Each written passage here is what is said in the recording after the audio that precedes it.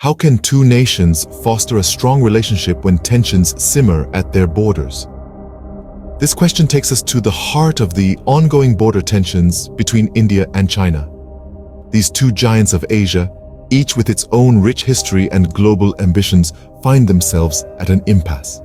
To resolve this, high-level talks were held between Indian External Affairs Minister Jai Shankar and Chinese Foreign Minister Wang Yi. Their conversation was a tapestry of diplomacy, touching upon issues from trade to international crises, but the looming question remained, can there be normality in India-China ties without peace at the borders? So, what was the outcome of this high-level dialogue? Let's delve deeper. When two powerful nations discuss, the world listens. And such was the case during the talks between Indian External Affairs Minister Jai Shankar and Chinese Foreign Minister Wang Yi in Delhi. The words they exchanged carried weight, echoing far beyond the meeting room's four walls. Jai Shankar, with the backing of a nation, emphasized that normality in India-China ties hinges upon the withdrawal of troops from their line of actual control, or the LAC. The presence of vast military deployments at the border, he argued, was a sign of abnormality, a deviation from agreements set in place since April of 2020. This perspective, however, was not met with an agreement or a joint statement, leaving the room filled with unanswered questions and unfulfilled expectations. On the other side of the table, Wang Yi offered a three-point approach. He proposed viewing ties with a long-term vision, a perspective that transcends the immediate and looks at the broader picture. He also suggested reviving the China-India Plus initiative for joint projects in South Asia, a move that could potentially strengthen the ties between the two nations. The border issue, he emphasized, should not define or affect the overall development of bilateral relations.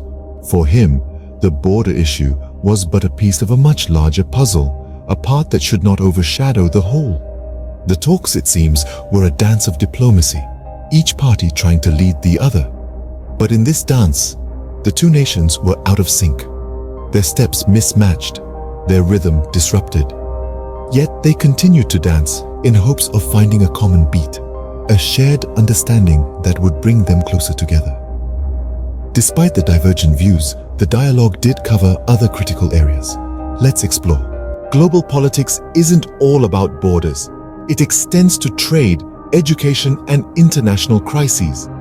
In the recent talks between India and China, a diverse range of topics was on the table, extending beyond the immediate border disputes. Trade, commerce, and visas for Indian students in China were all discussed, underlining the interconnectedness of these two nations. On the trade front, both countries understand the immense potential they hold. The world's two most populous nations, with burgeoning middle classes and growing economies, have much to gain from enhanced trade and commerce. Yet the border disputes cast a long shadow over these potential gains. Education, too, is a significant part of this picture. Thousands of Indian students study in China, and their education has been disrupted by visa issues arising from the pandemic and strained bilateral relations. The resolution of such issues would be a positive step for both nations, demonstrating their ability to cooperate and prioritize their citizens' interests. The talks also ventured into broader global politics, covering crises like Ukraine and Afghanistan. While both India and China agreed on the need for an immediate ceasefire and return to diplomacy in Ukraine, they differed in their attributions of blame for the crisis. Afghanistan, another hotbed of instability, was also on the agenda. Interestingly, China did not invite India to its conference on Afghanistan, hinting at underlying tensions. Clearly, the path to normalizing India-China relations is complex and multifaceted. So, what's the big picture here? Let's distill our discussion down to its essence. The key message from the India-China diplomatic talks is the fundamental need for border peace to normalize relations.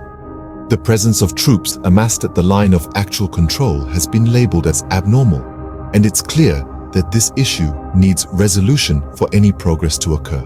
However, the dialogue between the two nations wasn't limited to border disputes.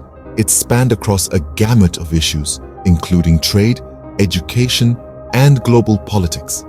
Here, we saw divergence in viewpoints, particularly in their respective approaches to global issues such as Ukraine and Afghanistan. These discussions highlighted the multifaceted nature of global politics and the complexities involved in managing international relations. Lastly, the talks underscored the importance of independent policy-making. This was evident when India expressed objection to China's comments on Kashmir at an international meet. This underscores the need for nations to respect each other's sovereignty and approach issues from an independent standpoint. As we look ahead, the actions of India and China on these issues will significantly shape the future of their bilateral relationship.